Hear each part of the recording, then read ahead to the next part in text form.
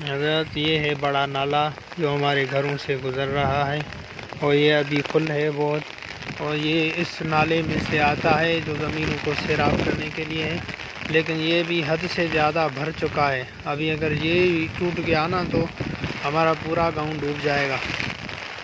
हमारी अपील है फिर से आला हुकाम से, ओहदेदारान से कि हमारी मदद की जाए, ये पानी जो है निकाल किया जाए। ये नाला जो बड़ा है ये आगे से बंद है, आगे पानी जा ही नहीं रहा।